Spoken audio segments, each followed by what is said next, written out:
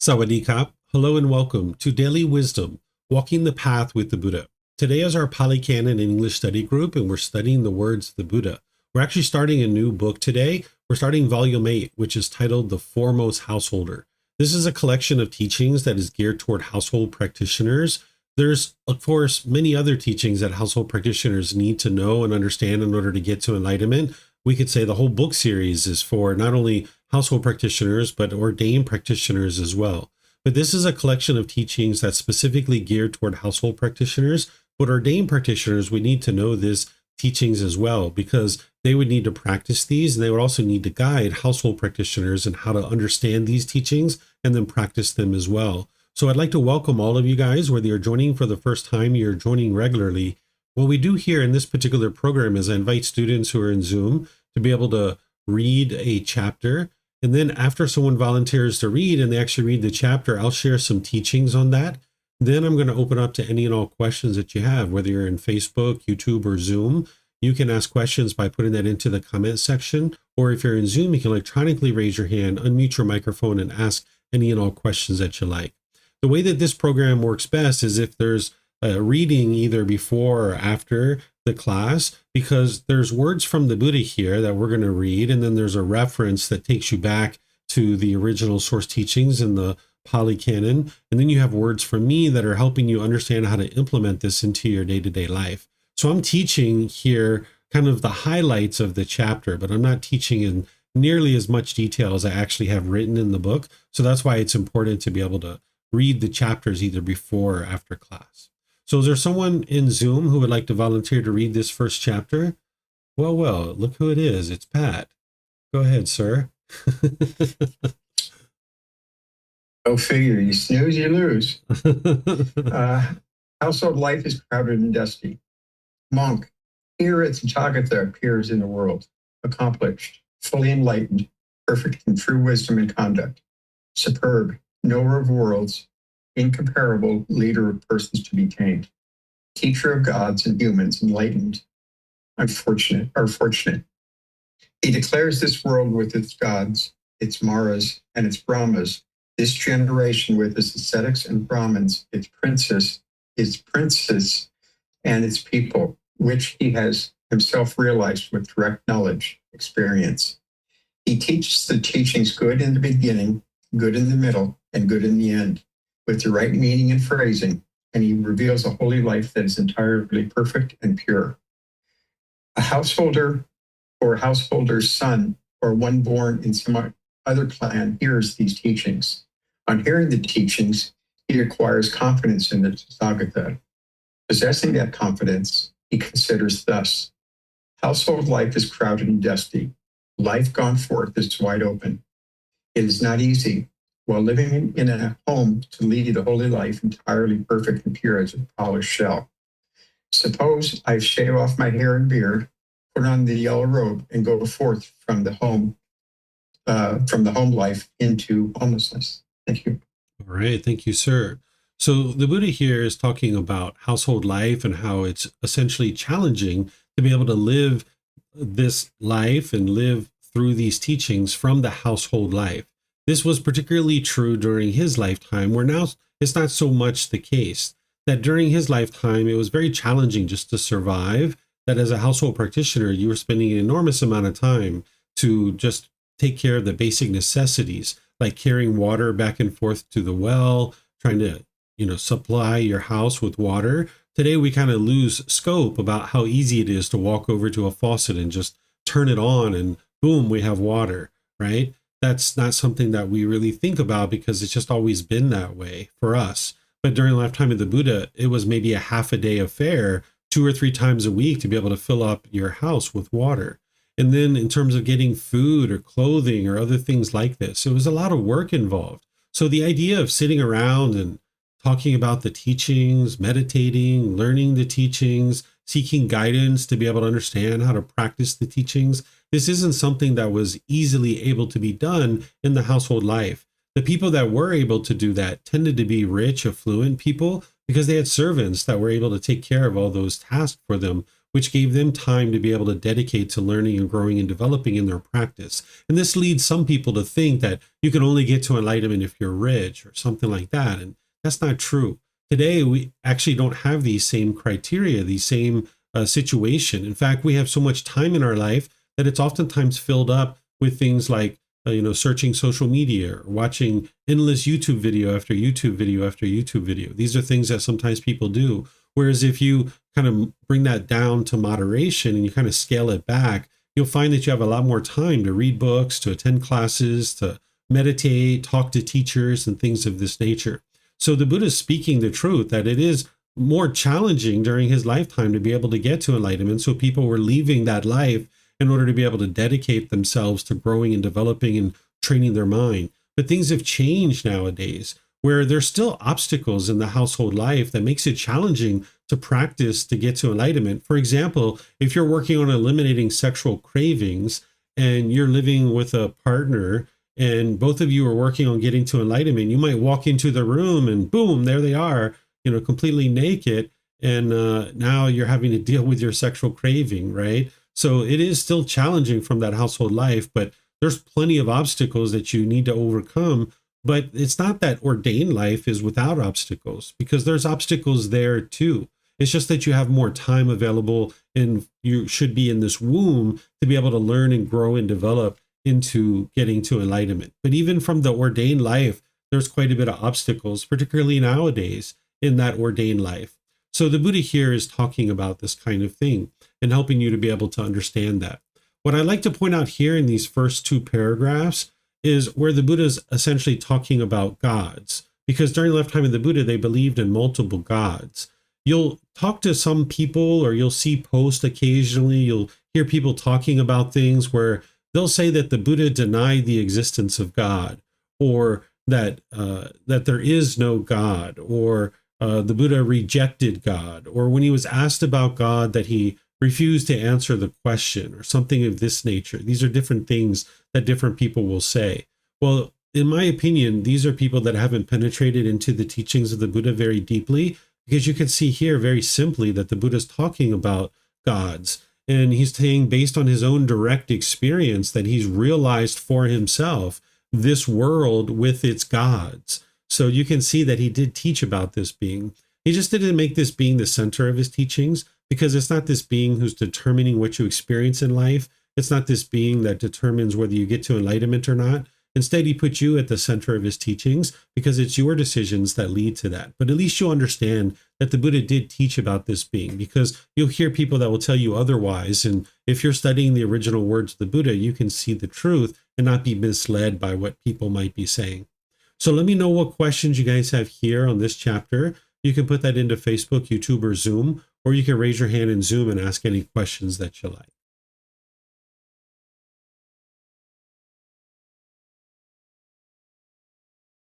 Okay, I'm not seeing any questions anywhere. So let's go to the next chapter. Is there someone who would like to read this next chapter?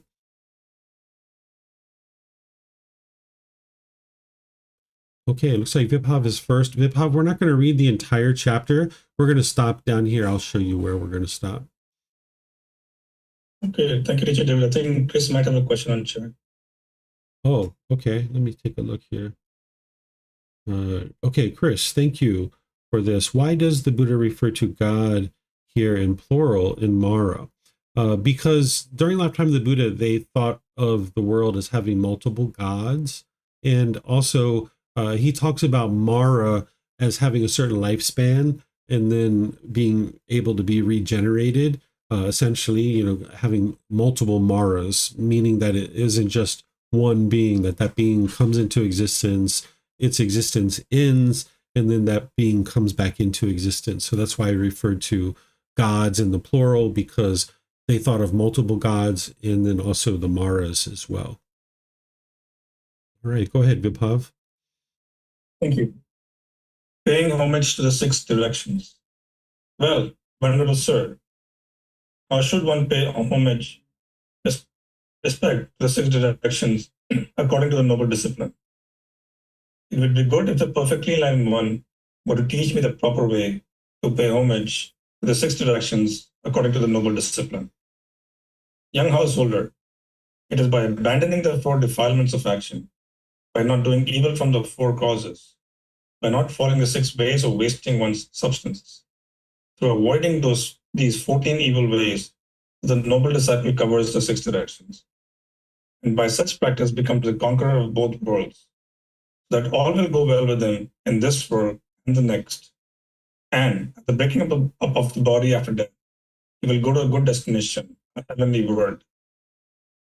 What are the four defilements of action that are abandoned? Taking life is one. Taking what is not given is one. Sexual misconduct is one.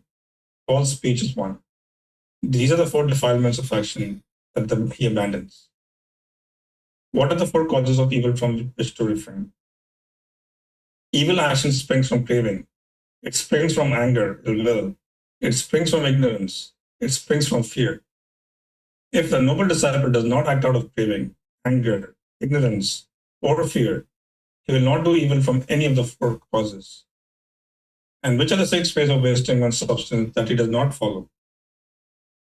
Addiction to strong drink and sloth-producing drugs is one way of wasting one's substance. Haunting the streets at unfitting times is one. Attending fairs is one. Being addicted to gambling is one. Keeping unwholesome company is one. Habitual idleness is one. And how, householder's son, does the noble disciple protect the six directions? These six things are to be regarded as the six directions. The east denotes mother and father. The south denotes teachers. The west denotes wife and children. The north denotes friends and companions. The northern denotes servants, workers, and helpers. The zenith denotes ascetics and Brahmins. Okay, we're going to stop there, Vibhav. Thank you. So here, what the Buddha's teaching is, he's actually on his way from one place to another, and he encounters this individual who's doing this ritual, where there's this ritual, this ceremony, where they're bowing in the six directions of the compass. And this is part of what was being practiced at the time as part of the Brahmin tradition. And the Buddha's teachings don't include any rites, rituals, ceremonies, worship, or prayer, anything like that. So oftentimes he would come in contact with people who are practicing those kinds of things, and they would say, well, how can I do what I'm currently doing, but instead practice it through your teachings? So this was a way for the Buddha to kind of meet them where they were at in terms of what they were currently doing in the world, in terms of their rituals and ceremonies, and helping them kind of with a bridge to coming over towards this practice that he was teaching. So he provides this individual a teaching that helps them to understand how to take what they currently understand about these six directions of the compass and be able to now walk themselves across this bridge to be able to understand how to practice in wise ways through understanding the natural law of karma, of cause and effect, and how this is going to actually lead to beneficial results and wholesome results in one's life. So this first part, he's talking about defilement of action and cleaning that up. That's part of the 5 precepts, essentially. And then he ultimately gets to talking about wasting one's substance and not doing that. And then he talks about the 5th precept here of addiction to strong drink and sloth-producing drugs. So wasting one's substance is like wasting your vitality, your vigor. So if you were using substances, that's going to waste your vigor, your vitality. But also there's others here, like haunting the streets at unfitting times is one. So if you're out really late at night, you're going to be more likely to be involved in certain difficulties and struggles because that's when unwholesome things are happening. Then you're going to be sleeping really late because you're going to bed really late. And now you're going to be waking up during times where all the wholesome things of the day is already gone. Attending fairs is essentially like entertainment, and that was the main form of entertainment. So people were really addicted to that. So we might think about this one like, craving pleasure through things like social media or, just endless videos of watching YouTube over and over and over again. That would be wasting one's substance. Then there's being addicted to gambling. Same thing.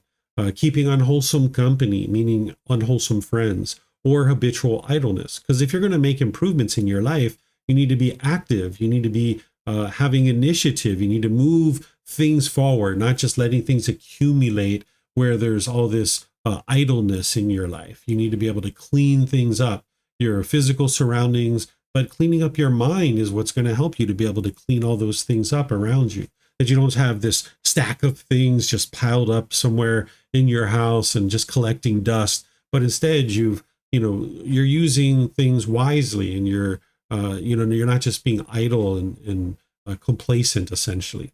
So then the Buddha goes into the 6 directions of the compass to help this individual understand what they're currently doing and how they can practice this through the teachings of the Buddha.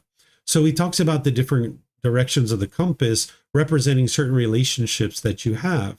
So he talks about down here, the part we didn't read that you guys may have already read, or you're going to be reading sometime after class, is that if you're thinking in this way that having been supported by your parents, I will support them, meaning making sure that they have the things that they need. I will perform their duties for them. If you see that they're struggling with certain things, that you'll, help them with those things. I will keep up the family tradition, like a craft or business. This was common during the lifetime of the Buddha, that people would take up the same business as their family, because once your family's built all this wholesome karma around a certain trade, then people within the family would pick that up as well, where that's not necessarily the case today. I will be worthy of my heritage, right? You won't bring a bad reputation to your family's name. And then after my parents' death, I will distribute gifts on their behalf. What this does is this actually helps to maintain the strong reputation of your parents in the community, but it also helps you to eliminate any craving, desire, attachment that might exist in the mind where you're practicing generosity around the time of their death. And what the Buddha is saying is that if you practice these things, because of the natural law of karma and the way that works, what you're going to experience is these 5 things. That the parents are then going to restrain the child from any evil, that they see them headed towards difficulties and struggles, particularly early in life, that they will then restrain them from that.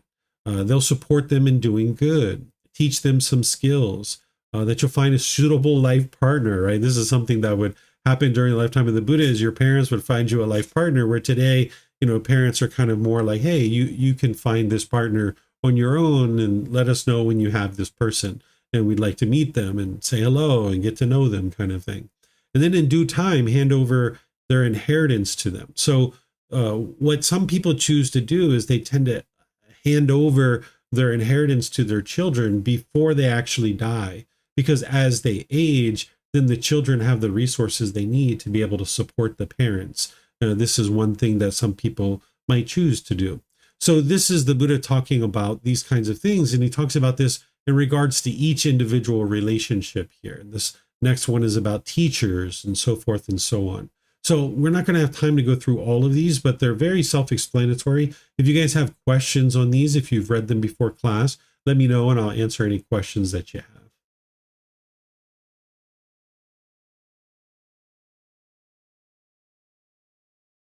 Okay, I don't see any questions anywhere. So now we'll go to the next chapter. This is chapter 3. And is there someone who would like to read this one? There was someone else who raised their hand.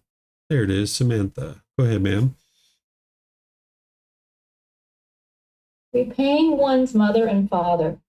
Monks, there are 2 persons that cannot easily be repaid. What 2? One's mother and father.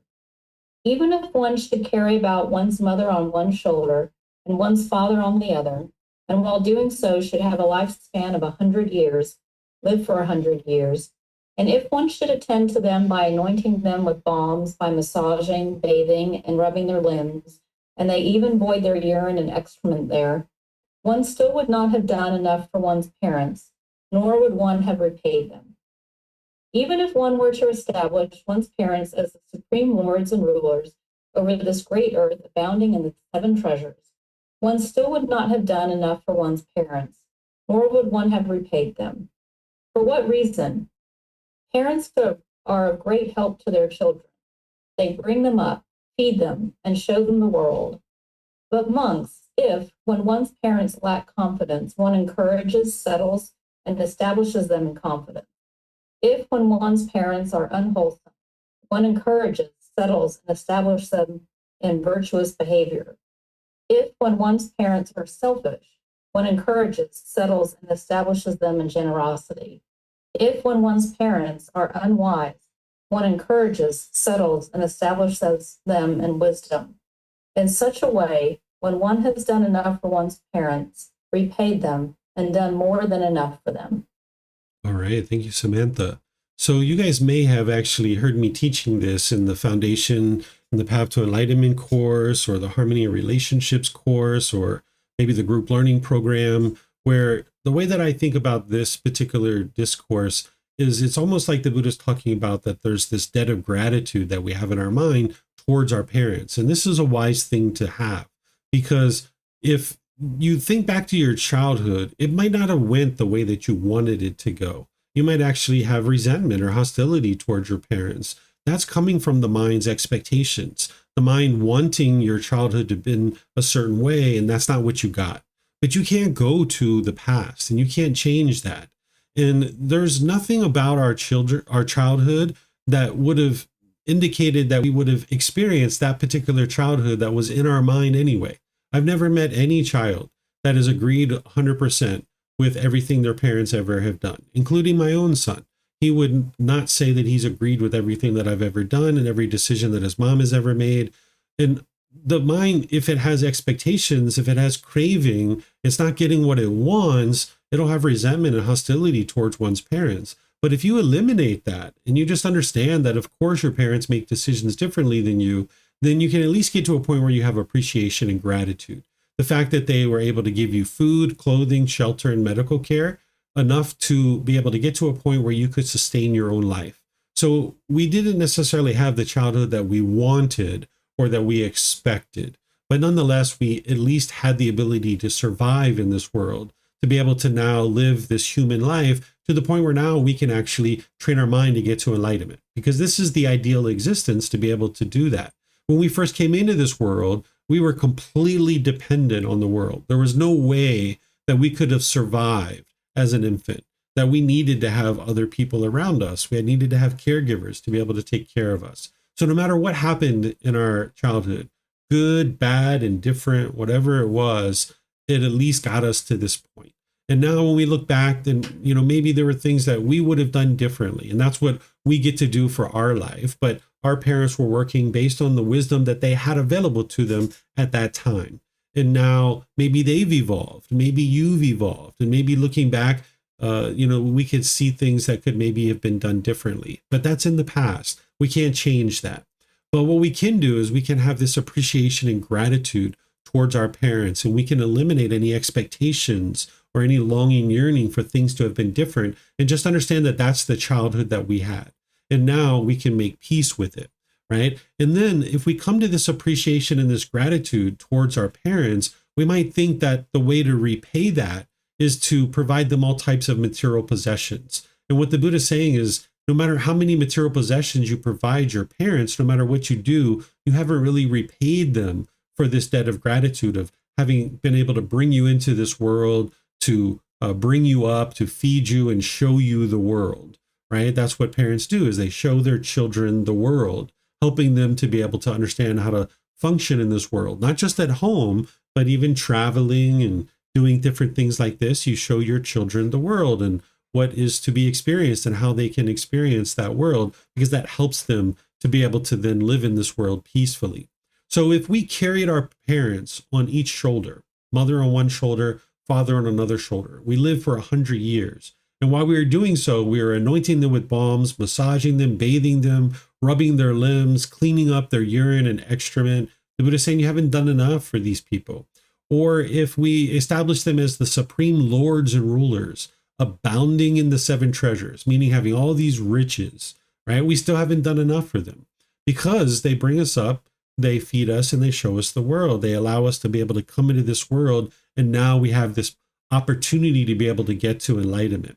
But when we see our parents are lacking in certain things, there's something that we can do to repay them that is going to be very helpful for them and very helpful for the world. Because sometimes a child actually learns and understands the world better than their parents. And that is very hard for a parent to be able to come to terms with. So if you're ever going to do any of the things that the Buddha is recommending here, you need to be able to do this skillfully. So he talks about that when your parents are lacking in confidence, that you help establish them in confidence. What he's talking about here is confidence in him. That if someone lacks confidence in him, if you can help to establish that confidence or encourage it, then that's going to help them to get closer to the teachings and then ultimately be able to train their mind to be able to get to this peace and joy. That's the repayment, is helping them to get to enlightenment. So things that you might think about doing is that where you see your parents struggling, you might humbly say to them, the Buddha has a really great teaching that could help you in that situation. And if they say nothing and that's it, then just move on. But if they say, oh yeah, really? What is that? Well, now you have an open door to share something with them and they're asking it for it. But if you just kind of step into their life and start telling them what they should or shouldn't be doing, this is the mind's ego and the mind's craving, and it's going to produce unwholesome results. So you're going to need to be skillful here. And you might choose to do that 1, 2, 3 times over the course of a couple of years. And if they never step forward, then you've repaid them enough. You've done enough. Essentially, what you're doing is you're opening the door and holding the door, and you'd like to see, are they going to walk through it? And if they don't walk through the door, then you've tried. And that's where you can just decide to move on. If you see that they're unwholesome, meaning that their moral conduct is unwise, maybe you have a certain family member who thinks in unwise ways or does things in unwise ways, you might decide to help them.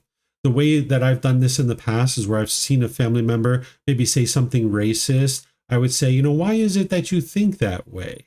I don't think that way, right? Or just say, that's interesting that you think that way. I don't think that way, right? And then just wait for what they say. They might say, oh yeah, really? Well, how do you think? And then that's where you can share with them because they're asking for it, right? So you might try to establish them or settle them in this virtuous behavior, helping them to see a better way through cultivation of wisdom, because that's the ultimate problem, is that they're lacking wisdom. So you help them to cultivate wisdom in a skillful way. Or you see that they're selfish. That's the mind holding on, because with craving, desire, attachment, the mind's going to tend to hold on. It's going to be selfish. So if you can help establish them in generosity, this is going to train their mind to let go, right? There's skillful ways for you to be able to help them to see that generosity is wise. Or if you see that they're being unwise in any way, not understanding how the world truly is, that's where you can help establish them in wisdom. Maybe starting with something as simple as the universal truth of impermanence, right? And helping them to be able to see that. But again, you need to do this skillfully. So this is not the first thing that you run out and do, right? That's why this is in volume 8, right? What you would like to be doing is practicing the Eightfold Path yourself for a good long while, developing right view, right intention, right speech, right action, and all the other practices through the Eightfold Path, so that now when you choose to step forward and try to establish your parents in one of these qualities, that you have the skillfulness to be able to do that. So let me know what questions you guys have here on this chapter. You can put that into Facebook, YouTube, or in Zoom. And it looks like Samantha has a question. Go ahead, ma'am. Thank you. I think maybe I've mentioned to you before that my mom lives here now in Thailand. She has dementia, and it's moderate to severe now. And before I met you, before she moved here, I did not know anything of the teaching. So this is a relatively new thing for me. And I feel like by the time I was aware of this teaching and, the skillful ways to go about it and whatnot, she is both not receptive and I think also probably not able to take on what I might have to offer her. So there has come a point where I just accept that she does not have that ability to take anything on. I just wanted to know if you had any guidance for that, or if I've done what I can with the conditions that we have. Yeah, it sounds like you've tried. And my suggestion is to try these things 2 or 3 times. And I'm sure you've tried that many times, if maybe more. But, if you go excessively, if you go to like 6, 8, 10 times of trying to help people with these things, that's coming from one's own craving and ego. So that's why over a period of years, someone might try this 2 or 3 times. And if you've tried and it's not working for whatever reason, whether it's dementia or the person's just plainly not interested, then in that situation, you've done more than enough for them. That's what the Buddha is saying. So that's where sometimes people can feel guilty toward the end of life of their parents, like maybe I didn't do enough for them. But this is where you can say, no, I've done enough for them. I've attempted to do this. And now, of course, you're taking care of your mom and you're doing other things for her too, beyond just these four things. So it's not only these four things that you would necessarily do for your parents, but these are things to repay them for this debt of gratitude. Because if they've brought us into the world and they've helped us to become a sustaining adult, well, then what we can do is we can offer them this wisdom that we've learned that they didn't have access to. But once we've tried that and they're not able to digest it for whatever reason, then we've done more than enough for them. Okay, thank you, Teacher David. You're welcome.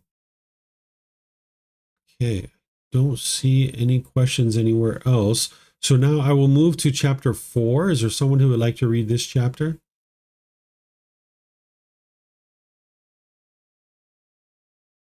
Okay, Chris, go ahead, sir. 3 difficulties that separate mother and son. Monks, the uninstructed worldlings speaks of these 3 difficulties that separate mother and son. What 3? There comes a time when a great wildfire arises. When the great wildfire has arisen, it burns villages, towns, and cities. When villages, towns, and cities are burning up, the mother does not find her son, and the son does not find his mother.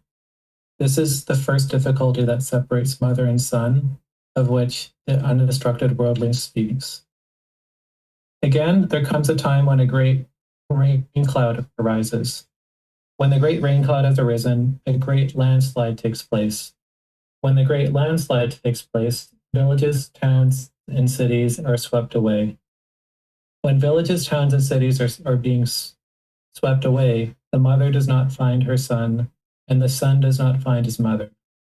This is the second difficulty that separates mother and son, of which the uninstructed worldling speaks. Again, there comes a time of a dangerous windstorm in the wilderness, when the people of the countryside, mounted on their vehicles, flee on all sides. When there's a dangerous windstorm in the wilderness, and the people of the countryside, mounted on their vehicles, are fleeing on all sides, the mother does not find her son, and the son does not find his mother. This is the third difficulty that separates mother and son, of which the uninstructed worldling speaks. These are the 3 difficulties that separate mother and son, of which the uninstructed worldling speaks.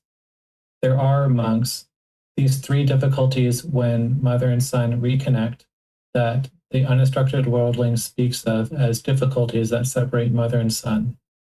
What 3? There comes a time when a great wildfire arises, when a great rain cloud arises, and there comes a time of a great dangerous windstorm in the wilderness. There is sometimes an occasion when the mother finds her son and the son finds his mother.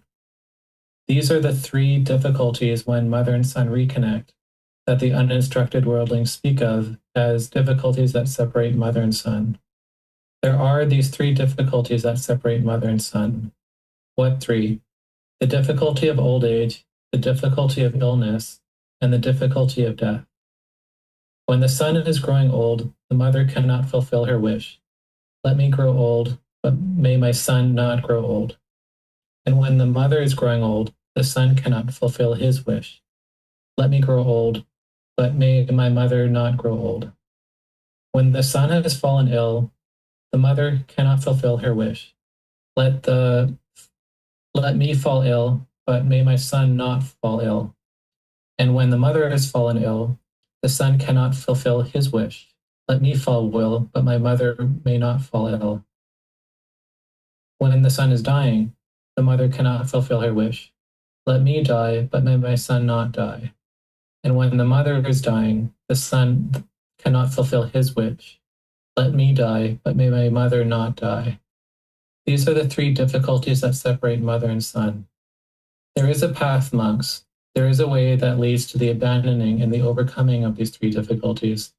When mother and son reconnect, And of these three difficulties that separate mother and son, what is the path and the way?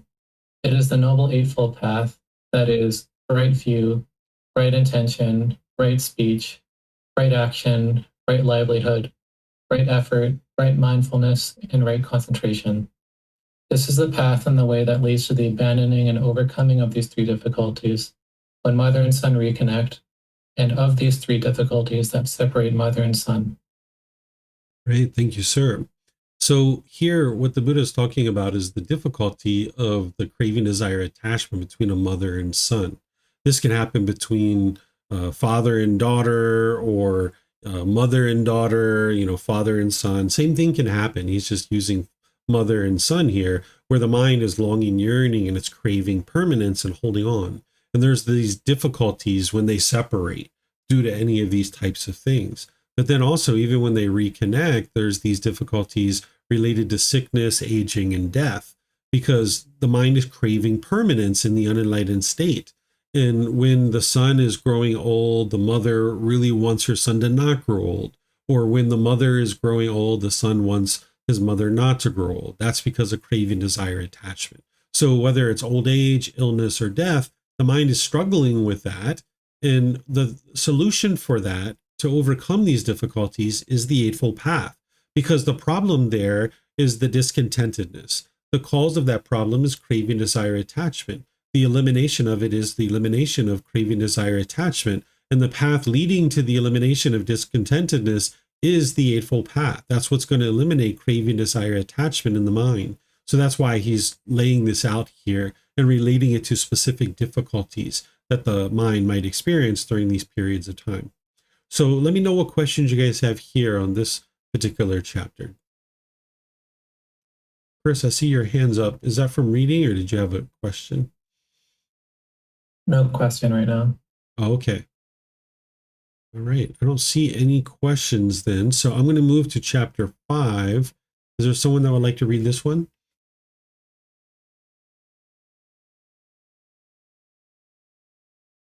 Okay, it looks like Samantha. So, go ahead, ma'am. Sorry, it's too fast. 4 things wished for, desired, agreeable, and rarely gained in the world. Householder, there are these 4 things that are wished for, desired, agreeable, and rarely gained in the world. What for? 1 thing, may wealth come to me righteously. This is the first thing in the world that is wished for, desired, agreeable, and rarely gained in the world. Having gained wealth righteously, 1 thinks, may fame come to me, and to my relatives and preceptors. This is the second thing in the world that is wished for, desired, agreeable, rarely gained in the world. Having gained wealth righteously, and having gained fame for oneself and for one's relatives and preceptors, 1 thinks, may I live long and enjoy a long lifespan. This is the third thing in the world that is wished for, desired, agreeable, rarely gained in the world. Having gained wealth righteously, having gained fame for oneself and for one's relatives and preceptors, living long and enjoying a long lifespan, 1 thinks, with the breakup of the body after death, may I be reborn in a good destination in a heavenly world. This is the 4th thing in the world that is wished for, desired, agreeable, rarely gained in the world. These are the 4 things that are wished for, desired, agreeable, and rarely gained in the world. There are, householder, other things that lead to obtaining those 4 things. What for? Accomplishment and confidence, accomplishment and virtuous behavior, accomplishment and generosity, and accomplishment and wisdom. And what, householder, is accomplishment and confidence?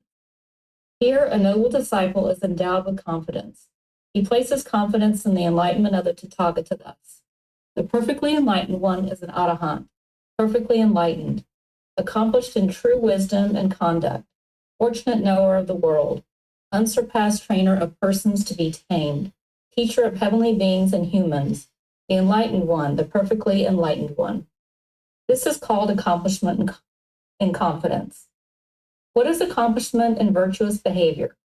Here, a noble disciple abstains from the destruction of life, abstains from taking what is not given, abstains from sexual misconduct, abstains from false speech, abstains from liquor, wine, and intoxicants, the basis for heedlessness. This is called accomplishment of virtuous behavior. And what is accomplishment and generosity? Here, a noble disciple resides at home with a mind free from the stain of selfishness, freely generous, open-handed, joyful in relinquishment, devoted to charity, joyful in giving and sharing. This is called accomplishment and generosity. And what is accomplishment and wisdom? If one dwells with a mind overcome by longing and unrighteous sensual desires, one does what should be avoided and neglects one's duties, so that one's fame and peacefulness are spoiled. If one dwells with a mind overcome by ill will, one does what should be avoided and neglects one's duties, so that one's fame and peacefulness are spoiled. If one dwells with a mind overcome by complacency, one does what should be avoided and neglects one's duties, so that one's fame and peacefulness are spoiled. If one dwells with a mind overcome by restlessness and worry, one does what should be avoided and neglects one's duties, so that one's fame and peacefulness are spoiled. If one dwells with a mind overcome by doubt, one does what should be avoided and neglects one's duties, so that one's fame and peacefulness are spoiled. One householder, a noble disciple, has understood thus: longing and unrighteous sensual desires are a defilement of the mind, he abandons them. When he has understood thus, ill will is a defilement of the mind, he abandons it. When he has understood thus, complacency is a defilement of the mind, he abandons it. When he has understood thus, restlessness and worry are a defilement of the mind, he abandons them. When he has understood thus, doubt is a defilement of the mind, he abandons it. One householder, a noble disciple, has understood thus: longing and unrighteous sensual desires are a defilement of the mind and has abandoned them. When he has understood thus, ill will is a defilement of the mind and has abandoned it. When he has understood thus, complacency is the defilement of the mind and has abandoned it. When he has understood thus, restlessness and worry are a defilement of the mind and has abandoned them. When he has understood thus, doubt is a defilement of the mind and has abandoned it, and is then called a noble disciple of great wisdom, of wide wisdom, one who sees the range, one accomplished in wisdom. This is called accomplishment and wisdom. These are the four things that lead to obtaining the four things that are wished for, desired, agreeable, and rarely gained in the world. Right. Excuse me. Thank you, Samantha. So these four things that the Buddha is talking about that are wished for, desired, agreeable, and rarely gained in the world are wealth, fame, long life, and being in the heavenly world. That's not the goal of his teachings, but if you're reducing craving, anger, and ignorance, the pollutions of the mind, you're making your way to enlightenment. If you're going to experience rebirth, this is what will occur. This is what can occur. So that's the reduction of the pollutions that is leading to that. So here the Buddha is helping you to be able to see that we're not going to waste their time with a student who's not willing to practice the teachings and not applying themselves to be able to learn and grow and develop in the teachings. They're not going to waste their time in doing that because their time is limited and they need to be able to ensure that people get to enlightenment.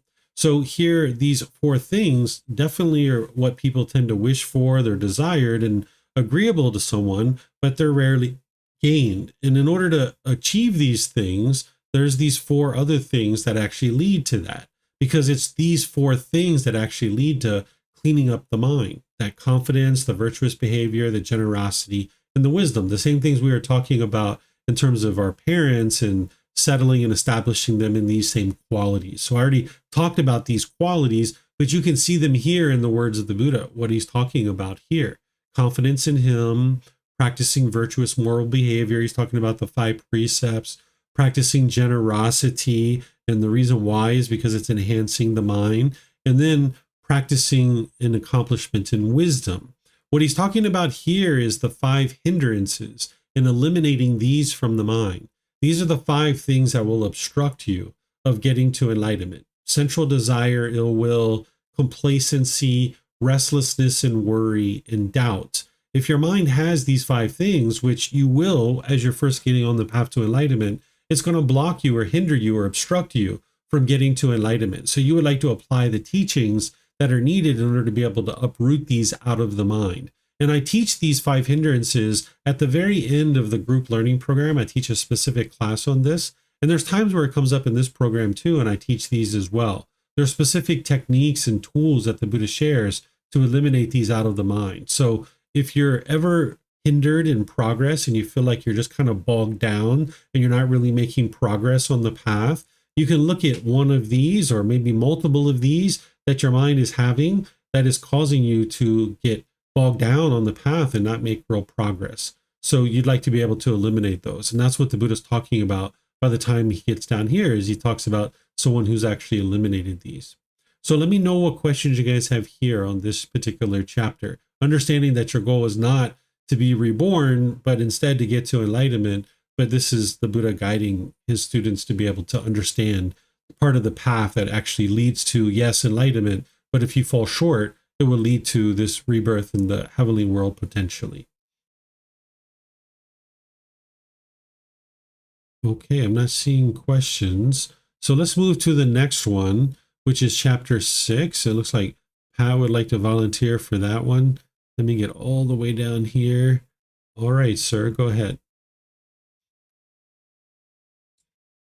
9 things rooted in craving. I will teach you, monks, 9 things rooted in craving. What are the 9 things rooted in craving? Independence on craving, there is seeking. Independence on seeking, there is gain. Independence on gain, there is judgment. Independence on judgment, there is desire and lust. Independence on attachment, there is possessiveness. Independence on possessiveness, there is selfishness. Independence on selfishness, there is safeguarding. With safeguarding as the foundation, originate the taking up of rods and weapons, fights, contentions, and disputes, accusations, argumentative speech, and false speech, and many other evil, unwholesome things. These are the 9 things rooted in craving. All right. Thank you, sir. So here, the Buddha, of course, is teaching all throughout his path to enlightenment, to eliminate craving, desire, attachment. That's the mind longing, yearning, right? Because whenever that's in the mind, it's going to produce discontentedness, and it's going to produce unwise decisions that is producing unwholesome results. So he's teaching you all throughout his teachings to eliminate craving, desire, attachment. But in certain points of his teachings, certain parts of his teachings, he's helping you to see the problems that you're incurring because of these cravings. Because the mind in the unenlightened state isn't so wise to these things, and it doesn't necessarily see the problem with craving. So he's saying a mind dependent on craving, that then it's going to start seeking, meaning it's going to start looking outside of itself for satisfaction, right? So now when there's craving, the mind starts seeking externally. And now when they're seeking, there's going to be this gain, because you're going to start accumulating certain things in life, certain material possessions. And now when you have this gain, you're going to start judging the things that you have towards what other people have. Like, is your car better than their car? Is your house better than their house? You're going to start judging these things. And now when you start judging others, then there's going to be desire, more longing, and there's going to be this lust. Then there's going to be this attachment where the mind is holding on to things. This is the clinging that the mind has. Then there's going to be this possessiveness where the mind is holding on to things. And now there's this selfishness in the mind. Then there's the safeguarding where you're, overlooking your things so obsessively and trying to protect your things, right? Well, when that occurs, then there's going to be the taking up of weapons. There's going to be fights, contentions, disputes, accusations, argumentative speech, false speech, and many other evil, unwholesome things. So it's all rooted in craving, right? It all goes back to craving. These are the dominoes that are falling, right? So the fights, the arguments, the false speech, all these other things that is going on, this is all rooted back to craving. So that's why you're focused on that craving and eliminating craving so that there's not all these dominoes that are going to fall in this direction. Of course, even as an enlightened being, you're going to have certain possessions, but you're not going to be selfish and safeguarding them so obsessively that you're willing to take up weapons and fight people for the things that you have, right? So this is where you can see the cause and effect relationship of what craving really leads to. So let me know what questions you guys have here. This is helping you to see beyond just discontentedness, what things are you're experiencing or have experienced in the past based on craving. Okay, I don't see any questions here. So now we'll go to chapter 7. Would someone like to read this?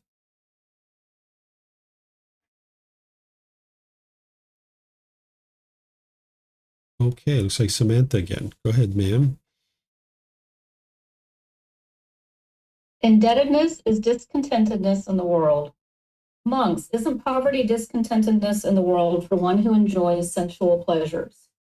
If a poor, impoverished, needy person gets into debt, isn't his indebtedness too discontentedness in the world for one who enjoys sensual pleasures? If a poor, impoverished, needy person who has gotten into debt promises to pay interest, isn't the interest too discontentedness in the world for one who enjoys sensual pleasures? If a poor, impoverished, needy person who has promised to pay interest cannot pay it when it falls due, they admonish him. Isn't being admonished too discontentedness in the world for one who enjoys sensual pleasures? If a poor, impoverished, needy person who is admonished does not pay, they prosecute him. Isn't prosecution too discontentedness in the world for one who enjoys sensual pleasures? If a poor, impoverished, needy person who is prosecuted does not pay, they imprison him. Isn't imprisonment too discontentedness in the world for one who enjoys sensual pleasures? So, monks, for one who enjoys sensual pleasures, poverty is discontentedness in the world. Getting into debt is discontentedness in the world. Having to pay interest is discontentedness in the world. Being admonished is discontentedness in the world. Prosecution is discontentedness in the world. And imprisonment is discontented in the world. So too, monks, when one does not have confidence in wholesome qualities, when one does not have a sense of moral wrongdoing in cultivating wholesome qualities, when one does not have moral concern in cultivating wholesome qualities, when one does not have energy in cultivating wholesome qualities, when one does not have wisdom in cultivating wholesome qualities, in the noble one's discipline, one is called a poor, impoverished, needy person. Having no confidence, no sense of moral wrongdoing, no moral concern, no energy, no wisdom in cultivating wholesome qualities, that poor, impoverished, needy person engages in misconduct by body, speech, and mind. This, I say, is his getting into debt. To conceal his bodily, verbal, and mental misconduct, he nurtures an evil desire. He wishes, let no one know me. He in bodily actions, let no one know me. This, I say, is the interest he must pay. Well-behaved fellow monks speak thus about him. This venerable one acts in such a way, behaves in such a way. This, I say, is his being admonished. When he has gone to the forest, to the foot of a tree, or to an empty dwelling, evil, unwholesome thoughts accompanied by remorse attack him. This, I say, is his prosecution. Then, with the breakup of the body after death, that poor, impoverished, needy person who engaged in misconduct by body, speech, and mind is bound in the prison of hell or the prison of the animal realm. I do not see, monks, any other prison that is as terrible and harsh, such an obstacle to obtaining the unsurpassed security from bondage, enlightenment, as the prison of hell or the prison of the animal realm. Poverty is called discontentedness in the world. So too is getting into debt. A poor person who becomes indebted is troubled while enjoying himself. Then they prosecute him, and he also incurs imprisonment. Thus, imprisonment is indeed discontentedness for one yearning for gain and sensual pleasures. Just so in the noble one's discipline, one in whom confidence is lacking, who does not see danger and wrongdoing and rude, heaps up a mass of evil, unwholesome Dhamma. Having engaged in misconduct by body, speech, and mind, he forms the wish, may no one find out about me. He twists around with his body, by speech or mind, He piles up his evil, unwholesome deeds in one way or another repeatedly. This unwise evildoer, knowing his own misdeeds, is a poor person who falls into debt, troubled while enjoying himself. His thoughts then prosecute him. Painful mental states, born of remorse, follow him wherever he goes, whether in the village or the forest. This unwise evildoer, knowing his own misdeeds, goes to a certain animal realm or is even bound in hell. This indeed is the discontentedness of bondage from which the wise person is freed, giving gifts with wealth righteously gained, settling his mind in confidence. All right. Thank you, ma'am. I think this is a very deep discourse. There's a lot of detail here that I've taught previously in this program because this chapter was in a previous book as well. But it's really helpful to go through this and really pick it apart. I'm not going to be able to go through it in too much detail today. It's in the book that way. But the thing that I really like about this discourse is that the Buddha is talking about going into debt in the same way that you would go into debt and you're enjoying these sensual pleasures, but yet you go into debt in order to acquire them. And this is going to lead to discontentedness. It's the same thing when you have unwise moral conduct. When you put out unwise moral conduct through your speech, your actions, or your livelihood, you're going into debt because you're producing unwholesome karma that you're going to have to deal with later. It's just like buying something now, and now you're going into debt and you have to deal with it later, and you even have to pay more money later because of the interest, right? So the Buddha walks through this in detail and helps you to see this very clearly in an example that anybody could understand who's familiar with debt and interest and being prosecuted. It's the same things that existed during his lifetime as exist now. There's two things here that he's talking about that we've talked a little bit about in previous classes, but I'm going to talk about it here to really hone in on this because there are two qualities that you need in addition to all these other things that you learn about as part of the teachings. He's talking here about a sense of moral wrongdoing and moral concern. Moral wrongdoing is where you understand what's wise and unwise based in the natural law of karma. You need to cultivate that sense of moral wrongdoing, that you know what is wise and unwise. And then you're going to need moral concern, where you're concerned about doing unwise and harmful things towards others. Because as long as you don't have these two qualities, you're not going to be able to make your way to enlightenment because you don't know what's wise or unwise based in the natural law of karma. And you could care less about what other people experience in terms of your moral conduct towards them. This might be the way that we've thought in the past as we were unwise to these teachings. But when you start becoming wise to these teachings, you need to develop this moral wrongdoing where you know what's wise and unwise, and this concern that you're not interested in causing harm to others, that you're incapable of doing so. And this is going to help you in your development on the path to enlightenment because you've got that understanding of what's wise and unwise, and you're disinterested in causing any harm to others. So these are two qualities among all the others that the Buddha talks about here. And he goes through and repeats the whole discourse kind of like in a verse format, which is really helpful as well, I think, kind of in a more summarized format. So let me know if you guys have questions on this. This is a really helpful discourse to help you see that unwise moral conduct is just like going into debt because you're producing all that unwholesome karma that you've got to deal with later. And you'd like to shut all that down by having moral wrongdoing and moral concern.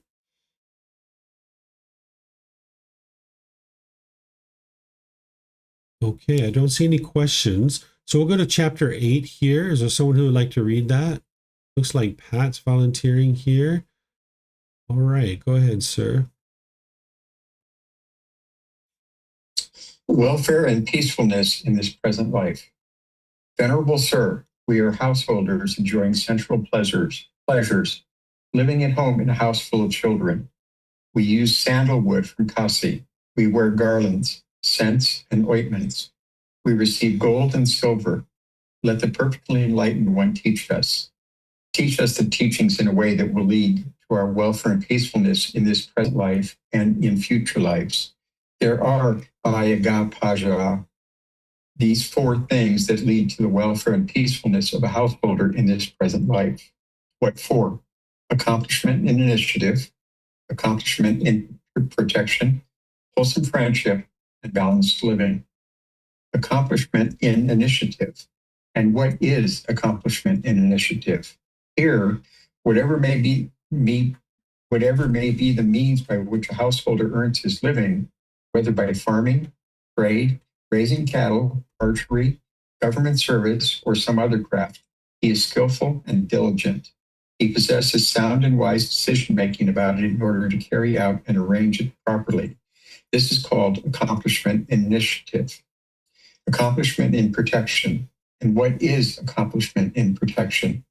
Here, the householder sets up protection and guard over the wealth he has acquired by initiative and energy, amassed by the strength of his arms, earned by the sweat of his brow, righteous wealth, righteously gained, thinking, how can I prevent kings and thieves from taking it, fire from burning it, floods from sweeping it off, and displeasing heirs from taking it? This is called accomplishment in protection. Wholesome friendship. And what is wholesome friendship? Here, in whatever village or town a householder lives, he associates with householders or their sons, whether young but of mature virtue, or old and of mature virtue, who are accomplished in confidence, virtuous behavior, generosity, and wisdom. He converses with them and engages in discussions with them.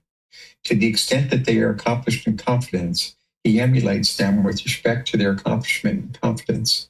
To the extent that they are accomplished in virtuous behavior, he emulates them with respect to their accomplishment in virtuous behavior. To the extent that they are accomplished in generosity, he emulates them with their accomplishment in generosity. To the extent that they are accomplished in wisdom, he emulates them with respect to their accomplishment in wisdom. This is called wholesome friendship. Balanced living. And what is balanced living? Here, the householder knows his income and expenditures and leads a balanced life, neither too extravagant nor too frugal. Aware. In this way, my income will exceed my expenditures rather than reverse, just as an appraiser or his apprentice holding up a scale knows. By so much it is dipped down, by so much it has gone up, so a householder knows his income and expenditures and leads a balanced life. Neither too extravagant nor too frugal. Aware. In this way, my income will exceed my expenditures rather than the reverse. If this householder has a small income but lives luxuriously, others would say of him, this householder eats his wealth just like an eater of figs. But if he has a large income but lives sparingly, others would say of him, this householder may even starve himself. But it is called balanced living when a householder knows his income and expenditures and leads a balanced life, neither too extravagant nor too frugal. In this way, my income will exceed my expenditures rather than the reverse. This is called balanced living. These are the four things that lead to the welfare and peacefulness of a householder in this very life. All right. Thank you, Pat. So these are four things that you would like to cultivate as part of your practice, if you haven't already, is accomplishment and initiative, protection, wholesome friendship, and also in balanced living. And the Buddha gives the details of exactly what that is here.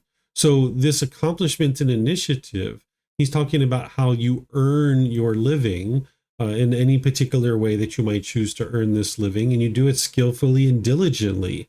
You have sound and wise decision making. You carry it out and arrange it properly. That you're not, kind of dull and lethargic in your job and just kind of, skirting your way through and just trying to get to the next paycheck or, something like that. But instead, you have this initiative in the work that you're doing, because that's going to help you to experience more and more progress in your growth and development in your profession. That you could increase your wealth, perhaps you could increase your title, you can grow your business, whatever it is that you're doing, you can increase that by being diligent in handling it well. Then there's this accomplishment and protection, where you protect any kind of assets or wealth that you've accumulated. Today, we might think about this as maybe having insurance or a bank account or a safety deposit box or a safe or something of this nature, right? Because during the lifetime of the Buddha, you could experience floods or fires and things like this. He even talks about displeasing heirs here, where this would be wise that you have a well-defined will before you die, and that your family members understand that will before you've died. Because if you actually die and the will is a big surprise to everybody, now everybody's fighting over your money or fighting over your assets, and they spend more money fighting over the assets than maybe the assets are even worth, right? So if you've created a will and you can communicate that to your family long before you die, so everybody's well aware what's going to happen, this would be helpful for you. And it would protect your wealth and make sure it gets used for good purposes rather than being wasted on any kind of fees to fight over this. Then the Buddha talks about having wholesome friendship, because that's an important part of the path to enlightenment. If you have people that are into unwholesome things, that's going to tend to influence you in that direction. But if you have the opposite, where you have people that are into wholesome things, the Buddha's giving examples about how you kind of emulate the conduct. And that's what you would like to do, is have people that are into wholesome things. And then lastly, he talks about this balanced living, that your income exceeds your expenditures. Because if you're living in the opposite way, where your expenditures outweigh your income, that means you're digging yourself deeper and deeper into a hole. And this isn't a good way to live your life. You would actually like to live a balanced life, where you're not extremely frugal, but you're not extravagant either, but you're practicing the middle way here. And in order to get to that middle way, you need to have an income that is higher than your expenditures. And now when you're living your life, you live in a way that is in the middle. And this is going to lead to your peacefulness and welfare in this life. So let me know what questions you guys have here. It looks like Chris might have a question. Go ahead, sir. Yeah, this might be a small question, but under accomplishment and initiative, why does the Buddha include the example of raising cattle and archery, when raising cattle is business in living beings and archery is business in weapons? Yeah, what the Buddha was oftentimes doing is he was meeting people where they're at, and then helping them to walk towards, a certain objective in terms of their practice. So if somebody is doing any particular type of trade, whatever it is, what he's teaching here in terms of accomplishment and initiative is he's saying be really good at that, right? When he's talking about right livelihood, of course, he's not going to teach that it would be wise to raise cattle, or if you're using archery in order to kill other beings, he's not going to teach that that would be a wise trade. But here what he's saying is whatever trade you have, whatever you're doing, be skillful and be diligent. That's the teaching here in terms of accomplishment initiative. Right livelihood is handled in other places.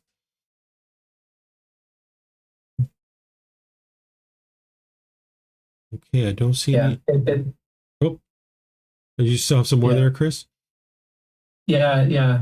I'm just wondering why he would continue to, if he would still use that as an example, if it's something that's causing harm in the world, that it's encouraging someone to do it more diligently and with skill.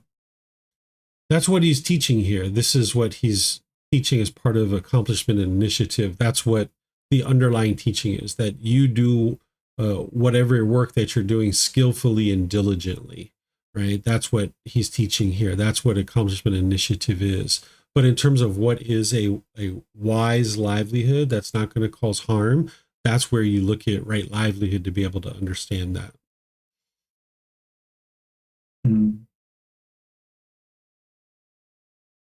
Okay. I feel like I still don't understand it, because it seems like it's reinforcing something that's causing harm.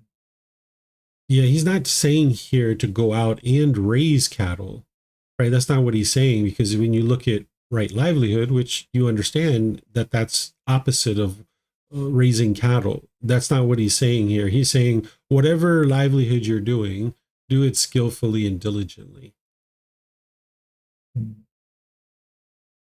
Okay. Mm-hmm. Thanks. Mm-hmm.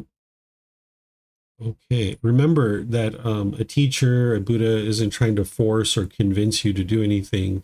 Instead, he's in some cases meeting you where you're at, showing you how to be able to get to a better life. And then as you penetrate into the teachings more deeply, you on your own, if you're a person who raises cattle, then you're going to see right livelihood, and then you make a decision that's best for you. Okay, I don't see any questions anywhere else. So now we'll go to the next chapter. This next chapter, is there someone who would like to read this one? This is chapter 9.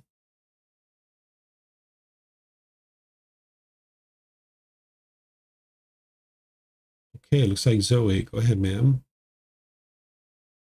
Thank you, Teacher David. 4 sources of depletion and accumulation of the wealth.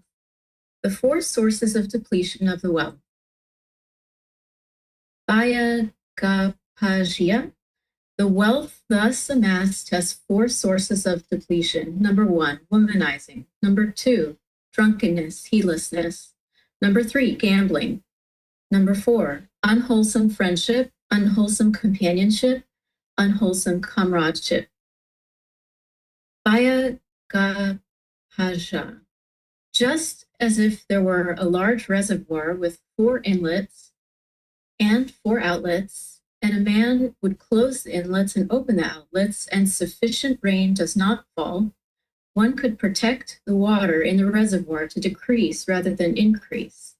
Bhaya-gapajya. So the wealth thus amassed has 4 sources of depletion. Number 1, womanizing. Number 2, drunkenness, heedlessness.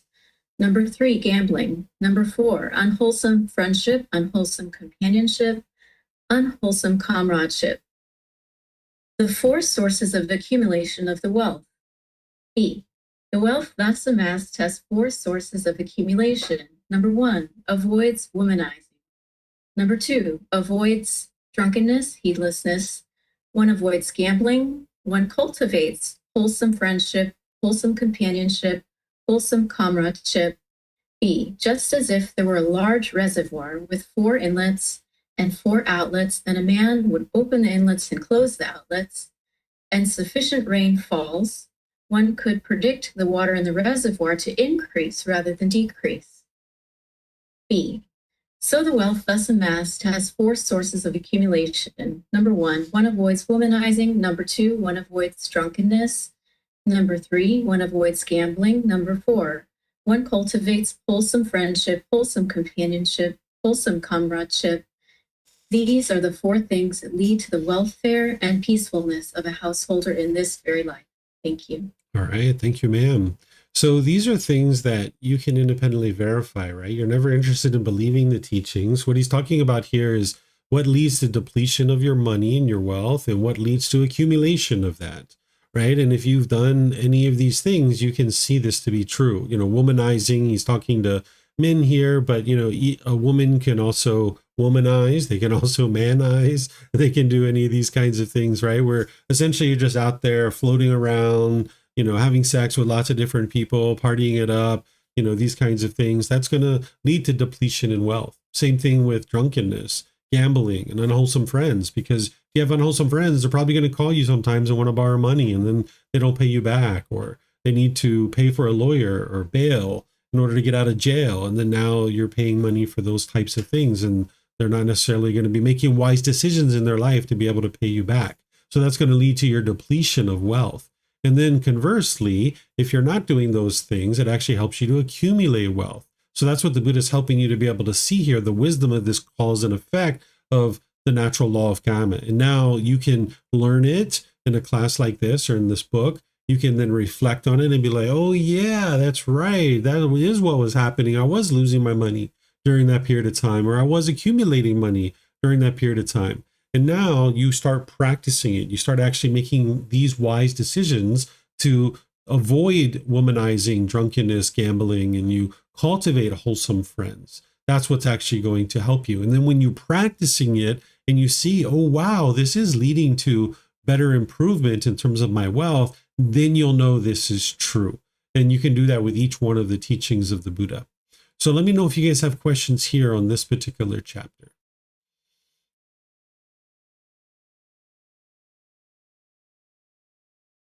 Okay, I don't see any questions. So we'll go to our last chapter here for today. This is chapter 10. It looks like Kristen would maybe like to read that, or maybe there's questions. Chris, do you have questions there? Nope, I was just going to offer to read. Okay. David, I have one question. Teacher David, when they speak of wealth, that isn't necessarily strictly financial. Would it be, or would it be, wealth of wisdom, so to speak? When the Buddha's talking about wealth here, he's talking about financial assets. The way that I think about wealth is, yes, we can think about it in terms of financial wealth, but the real valuable thing that's going to really help you in life is wisdom. That's the real wealth, right? Because that's what's going to help you make so many wise decisions and experience wholesome results. So it's good that you're thinking about wisdom in terms of wealth, but here he's talking about depletion of money. That's what is going to lead to that depletion. Thank you. Mm-hmm. Chris, did you have a question? Or was that to volunteer to read?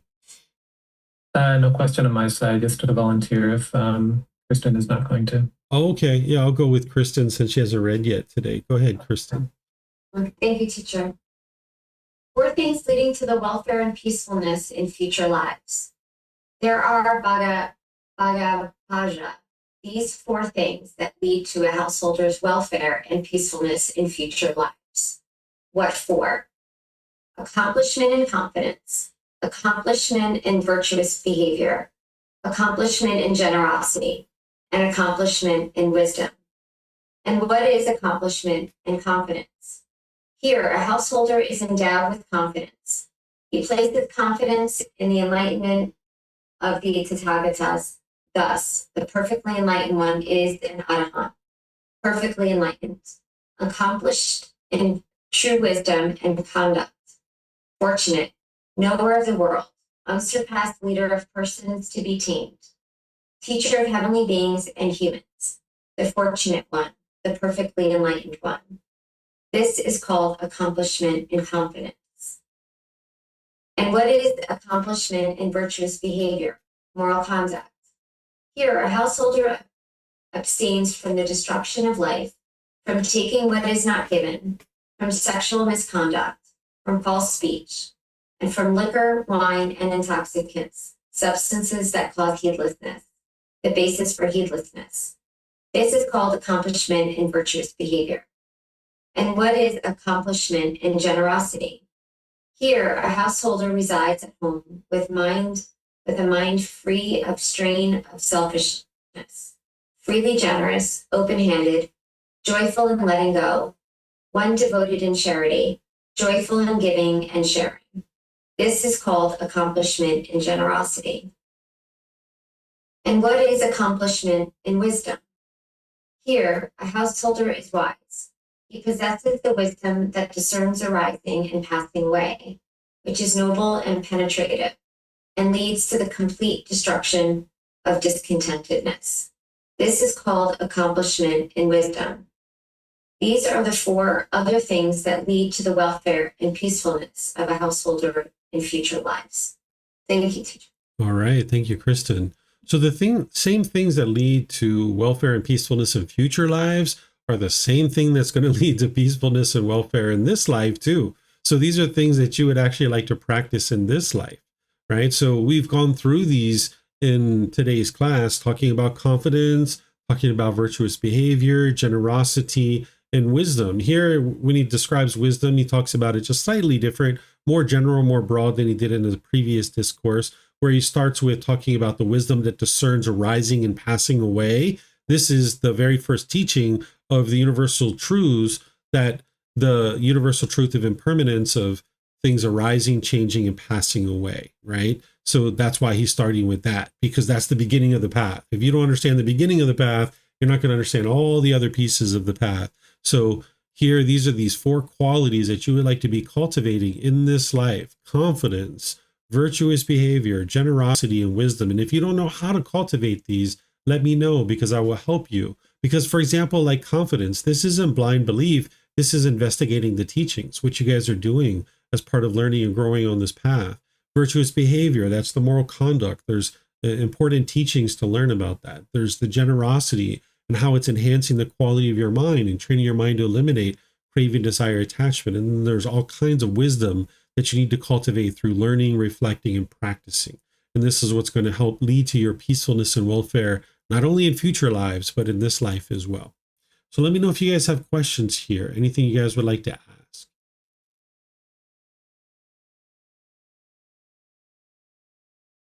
Okay, I don't see any questions anywhere. So I'm going to end by just thanking you guys for joining. I appreciate your interest to learn and understand the teachings. Next week, I'm going to be in the next 10 chapters, which is chapter 11 through chapter 20. So if you'd like to read those ahead of time or after class, you're more than welcome to do that.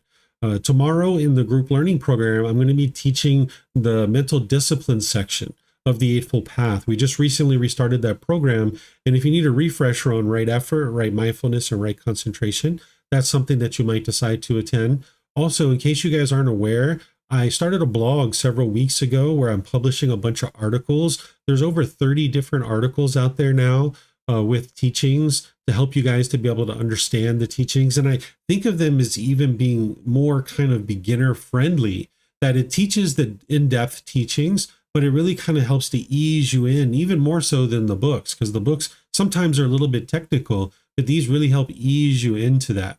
And then also, in case you guys aren't aware, all the books are actually online now. You can read them from our website. You don't need to necessarily download the PDF anymore. You can, but you don't have to. You can purchase a printed version or print it yourself, but you can also read it right on the website. So like say you're headed to an airport and you think your flight's leaving in an hour and you end up with 3 or 4 hours in the airport and you weren't thinking that you were even going to experience this, and maybe you don't have anything available there for that 4 or 5 hours of what you would like to maybe do, but you have a device, you can actually pull up the books and start reading the books. You're in a doctor's office or anything like that. You have the books right at your fingertips now in the same way that they're actually printed. So feel free to access those right from our website. So I'm bringing all these different things forward so you guys can get more and more access to the teachings. So again, thank you guys for your dedication to learning and growing, developing on the path. As you guys would like to have some help, feel free to reach out in any of the ways that you guys know of, by asking questions in classes, by posting in our Facebook group, sending private messages, or you can schedule personal guidance as well. So thank you again. Be well and take care, and perhaps I'll see you in a future class. Sawadee krap.